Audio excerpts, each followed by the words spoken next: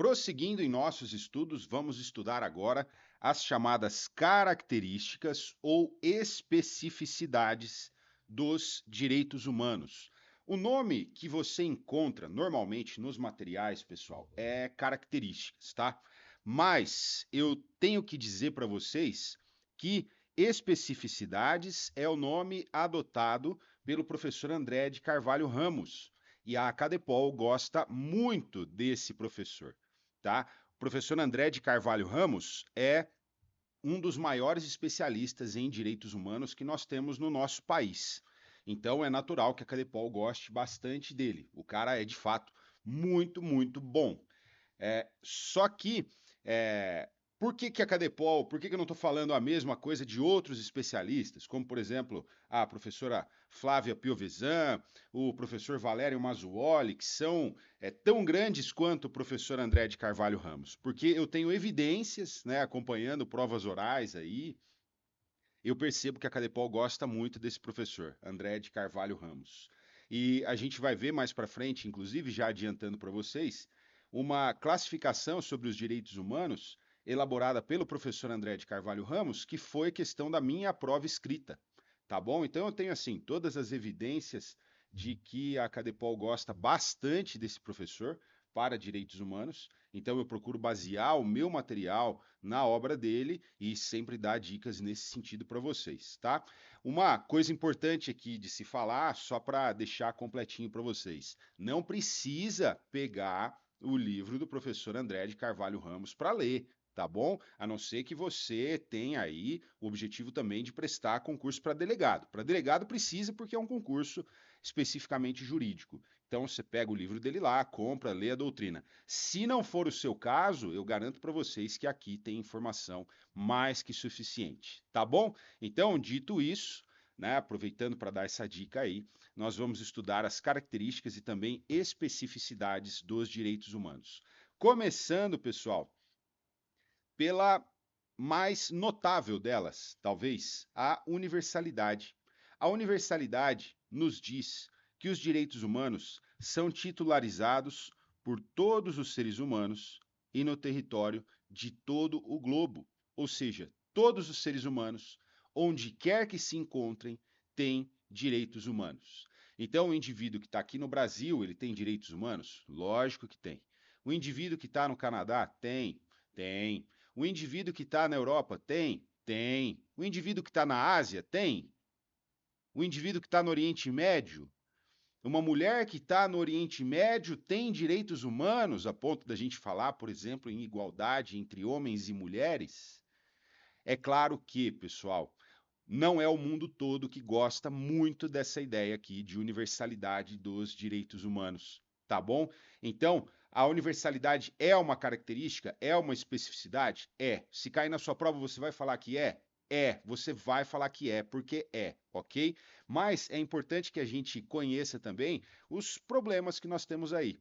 E um desses problemas, aliás, é o contraponto que se faz à universalidade recebe o nome de relativismo. E é sobre isso que eu escrevo aqui embaixo para vocês, chamando a atenção de vocês para a importância disso, tá? Então, ó, a ideia de universalidade dos direitos humanos, ou seja, os direitos humanos beneficiam todos os seres humanos em todos os lugares do mundo, essa ideia encontra resistência, notadamente entre países islâmicos e alguns países asiáticos também.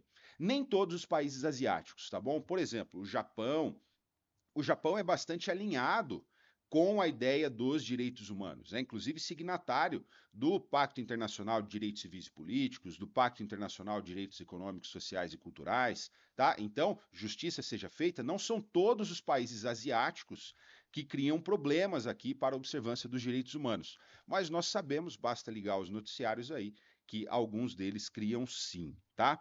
Então, a ideia de universalidade dos direitos humanos encontra resistência notadamente entre países islâmicos e também alguns países asiáticos, para os quais os direitos humanos, asiáticos não islâmicos, né?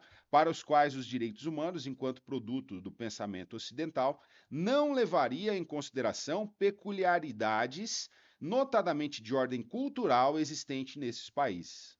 A chamada teoria relativista, ou simplesmente relativismo, sustenta que não existe uma moral universal que possa fundamentar um conjunto único de direitos a ser aplicável em todo o mundo.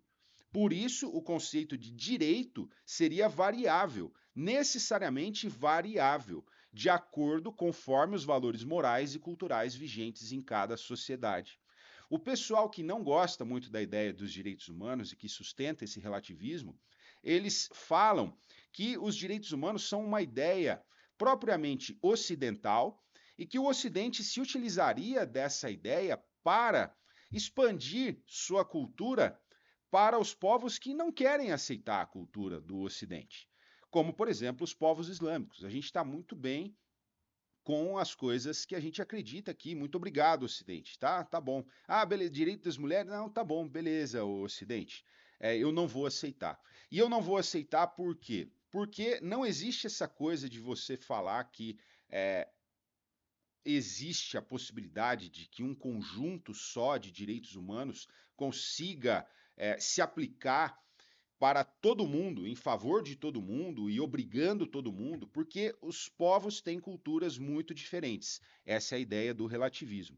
Então, eles falam que aqui dentro do meu país em que vigora a minha cultura, deixa que quem vai prever os direitos aqui sou eu, tá? E essa é uma ideia, pessoal, né, trazendo aqui para vocês a ideia do relativismo e já criticando. Essa é uma ideia que comprovadamente não deu certo.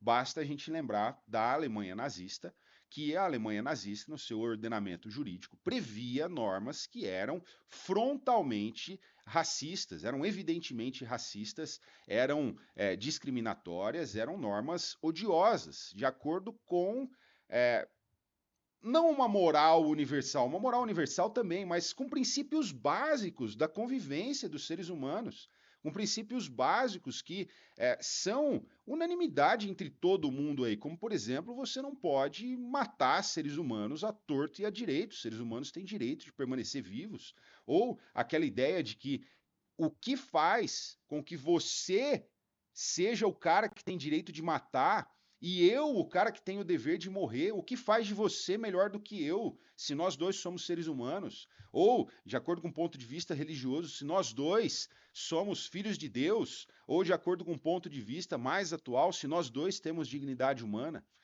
Então, essa ideia do relativismo, ela é um pouquinho ultrapassada. Essa história aí não cola. Olha, eu tenho a minha cultura, e se a minha cultura for de discriminar mulheres, então você tem que respeitar a minha cultura. Os direitos humanos vêm combater justamente isso aí, tá bom? Então, eu estou falando isso porque, para a sua prova, você tem que conhecer o relativismo. Só que você tem que sustentar a adoção do universalismo. Você tem que ser pró-direitos humanos na sua prova, tá?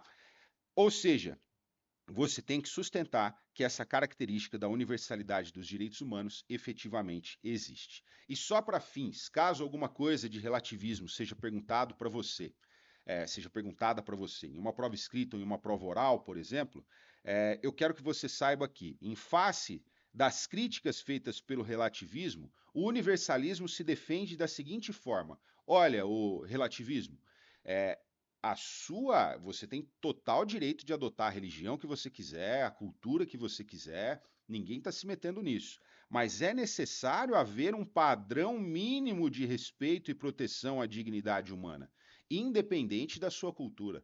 Ou seja, a sua cultura vai ser considerada errada sim à luz dos direitos humanos se a sua cultura mandar matar, por exemplo. Ah, a minha cultura manda assassinar bebês que nasçam com deficiência. Pera lá. A sua cultura vai ter que ser sim reformada à luz dos direitos humanos, tá bom? Para quê? Para que se estabeleça um padrão mínimo de respeito e proteção à dignidade humana, tá? Outra coisa, particularidades culturais, religiosas, políticas, históricas e de qualquer outra natureza devem sim ser levadas em consideração quando da interpretação e aplicação dos direitos humanos, mas não podem servir de justificativa para que se deixe de observar direitos humanos. tá bom? E um terceiro fundamento aí, uma terceira defesa da universalidade em face do relativismo é o seguinte: nenhum dos direitos humanos chega a propriamente ofender tradições de quaisquer sociedades. E isso é uma verdade. Os direitos humanos trazem padrões mínimos de respeito aos indivíduos. E o que se busca em uma religião deveria ser, pelo menos, justamente o respeito aos indivíduos, né? Que você desenvolva valores mais elevados do que uma vida propriamente material e uma ganância, algo nesse sentido que faz normalmente com que os indivíduos façam mal uns para os outros, tá? Então, os direitos humanos, eles não chegam a ofender tradições, eles não impedem que você adote a religião que você quiser. Eles não impedem que você adote o sistema político que você quiser. Eles não impedem que você desenvolva a filosofia e que você adote essa filosofia que você quiser para a sua vida. Tá bom? Então, a universalidade, embora haja essa crítica relativista, ela deve se considerar existente, vigente, aplicável, é uma das características dos direitos humanos, características ou especificidades. Beleza, pessoal? Seguindo adiante. Característica da inerência ou congenialidade. Inerência ou congenialidade. A titularidade de direitos humanos decorre do simples pertencimento à espécie humana. Os direitos humanos são, portanto, inerentes aos seres humanos. O que é ser inerente aos seres humanos? Todos os seres humanos já nascem com isso daí. Todos os seres humanos já nascem com dignidade humana e, por isso, todos os seres humanos já nascem com direitos humanos, uma vez que os direitos humanos partem da dignidade humana, servem para proteger a dignidade humana. Tá? Não depende, a titularidade de direitos humanos não depende de nenhuma das características, das peculiaridades do indivíduo. O indivíduo pode ter quaisquer características e ele será titular de direitos humanos. E os direitos humanos não dependem sequer da vontade do indivíduo, tá? Eu não preciso manifestar a minha vontade para ter direitos humanos, para ser titular de direitos humanos. Então, quando eu nasci, eu não sei falar, eu não sei interpretar o mundo, não sei nada, eu já tenho direitos humanos. E muitas vezes os direitos humanos protegem até mesmo o nascituro, tá bom? E se não dependem da vontade, eu não preciso manifestar minha vontade para ser titular de direitos humanos e também não posso renunciar a direitos humanos. A gente vai ver, existe ali a característica da irrenunciabilidade, tá bom? Inerência ou congenialidade. Uma dica aqui para vocês, pessoal. Nós veremos muitas características, tá? Eu procurei fazer o material aqui para vocês da forma mais completa possível. Pesquisei em várias fontes, várias características, pesquisei em questões, o que o pessoal tem cobrado e eu procurei fazer isso daqui da forma mais completa possível. Então, tudo o que eu vi que apareceu já de característica, eu pus aqui para você se familiarizar com esse nomezinho. E eu já falo para você uma coisa, já te peço a sua ajuda, isso para mim não é demérito nenhum. Se eventualmente alguma característica aí você se deparou durante seus estudos com alguma característica, se você já, parece que eu já ouvi que isso aqui é uma característica dos direitos humanos e que não está nesse material, você, por favor, deixe um comentário aqui embaixo, porque eu tenho o compromisso de deixar principalmente essa parte aqui que cai demais, o mais completa possível para você. Tá? Então, a minha dica aqui é a seguinte: vai prestando atenção nos nomes das características e procura fazer uma relação entre o nome e a característica, que você tem que saber o que é. Então, inerência. Pô, por que chama inerência? Porque é inerente, né? Pô, é lógico, porque o cara já nasce com isso, alguma coisa que é inerente à pessoa, é uma coisa que é própria da pessoa, então os direitos humanos são próprios das pessoas. Poxa, compreendi.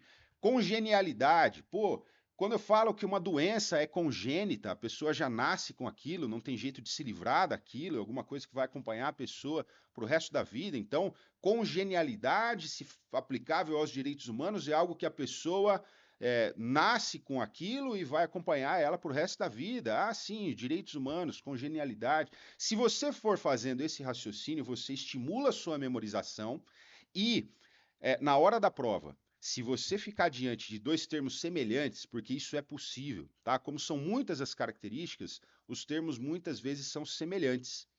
Aí provavelmente você vai se lembrar desse raciocínio que você fez e vai conseguir distinguir um do outro, tá? Fica a dica aí para um estudo de qualidade, uma memorização do jeito que tem que ser aqui, tá bom? Vamos lá. Transnacionalidade. A proteção decorrente dos direitos humanos independe do local onde se encontre o seu titular. Isso é, direitos humanos se aplicam independentemente da jurisdição nacional em que se encontre o seu titular. Onde quer que você esteja no mundo, você tem direitos humanos. Tá? Poxa, professor, mas isso daí não é a característica da universalidade? É também. É também. Só que pesquisando nos livros, você vai perceber que utiliza-se, reconhece-se a característica da universalidade e também se reconhece a característica da transnacionalidade. A universalidade, o que, que é? Lembrando, eu, como direitos humanos, tenho direitos humanos, e todos os seres humanos têm direitos humanos, pelo simples fato de serem seres humanos. Então, uma universalidade aí de um ponto de vista subjetivo, levando em consideração o sujeito, o titular. E eu tenho direitos humanos no território do globo todo, em todo o mundo. Qualquer lugar em que eu esteja, eu tenho direitos humanos. E aí, uma universalidade de um ponto de vista mais subjetivo. Pode ser que essa universalidade, do ponto de vista mais objetivo, tenho direitos humanos onde quer que eu me encontre, seja sinônimo de transnacionalidade? Pode ser, pode ser, tá bom? Isso varia porque um autor escreve de uma forma, outro autor escreve de outra, e a prova cobra de todas, tá? E é por isso que eu trago para vocês. Então, se falar especificamente em transnacionalidade, você vai falar a proteção decorrente dos direitos humanos, ela deve acontecer independentemente de onde essa pessoa se encontre, tá? Ela pode se encontrar em qualquer lugar do mundo, em qualquer país do mundo, e ela vai ter direito à proteção de seus direitos humanos, tá certo? Outra característica é a essencialidade. Os direitos humanos consideram-se essenciais. Os direitos humanos são essenciais porque eles protegem o que tem de mais básico no ser humano, que é a dignidade humana, tá? E a essencialidade se divide em material e formal. Os direitos humanos são essenciais de um ponto de vista material porque eles têm por conteúdo os valores supremos dos seres humanos. Eles são essenciais porque os direitos humanos consubstanciam os mais importantes valores dos seres humanos. E a essencialidade do ponto de vista formal? A essencialidade do ponto de vista formal significa que os direitos humanos ocupam especial posição na hierarquia das normas jurídicas. Nós veremos ao longo das nossas aulas onde é que uma norma de direitos humanos entra no nosso ordenamento jurídico. Dito de outra forma, um tratado internacional sobre direitos humanos, como, por exemplo, a Convenção Americana sobre Direitos Humanos, famoso Pacto de São José da Costa Rica. Onde que ela entra no nosso ordenamento jurídico, que é uma pirâmide? Ela entra acima da Constituição Federal? Ela entra no nível da Constituição Federal? Abaixo? No nível da lei? Acima da lei? Abaixo da lei? Então, isso a gente vai estudar, tá? Só que alguns autores, eles defendem que os direitos humanos, eles são normas que devem ser observadas de qualquer forma, em qualquer circunstância. Às vezes até mesmo contra as normas, mesmo se eles conflitarem com normas constitucionais, são eles que devem prevalecer, tá? Por isso que se diz que os direitos humanos são essenciais de um ponto de vista formal, porque eles ocupam especial proteção na hierarquia das normas jurídicas. E para não deixar o negócio muito voando aí para vocês, para dar um pouco mais de concretude, de fato, as normas de direitos humanos ocupam especial posição na nossa na nossa ordem jurídica. Tá? Existem duas posições possíveis para normas de direitos humanos dentro do ordenamento jurídico brasileiro. Ou os direitos humanos estão aqui no topo, junto com a Constituição Federal, e a gente mais para frente vai estudar como é que isso funciona, o que tem que acontecer para que os direitos humanos valham, né, as normas de direitos humanos valham tanto quanto a Constituição Federal. Ou a segunda possibilidade é que eles tenham o status chamado de supralegal. Supralegal. Ou seja, acima da lei. De qualquer maneira, todas as normas sobre direitos humanos, aqui, a cuja observância o Brasil se compromete no plano internacional, todas elas vão valer mais do que a nossa lei ordinária. Tá? E isso é uma posição de destaque no ordenamento jurídico? Claro que sim, claro que sim. Por quê? O que isso quer dizer? O que quer dizer que vai valer mais do que a lei? Quer dizer que, se nós temos uma lei que fala A e nós temos uma norma sobre direitos humanos que fale B, então o que vai prevalecer é B. A lei, ela não pode eliminar o que dizem os direitos humanos, dito aí de grosso modo. Tá bom? Então, isso comprova a característica da essencialidade do ponto de vista formal. Só para a gente recapitular, essencialidade quer dizer que os direitos humanos se consideram essenciais. E a essencialidade se divide em material e formal. Essencialidade do ponto de vista material, da matéria, do conteúdo. Os direitos humanos são essenciais porque o conteúdo deles abrange os valores mais supremos dos seres humanos. E do ponto de vista formal, da forma relacionado ao fato de serem normas, os direitos humanos ocupam especial posição na hierarquia das normas jurídicas. Beleza? Pessoal, se ficou alguma dúvida, manda aqui embaixo para mim, tá bom? A gente se vê no próximo bloco.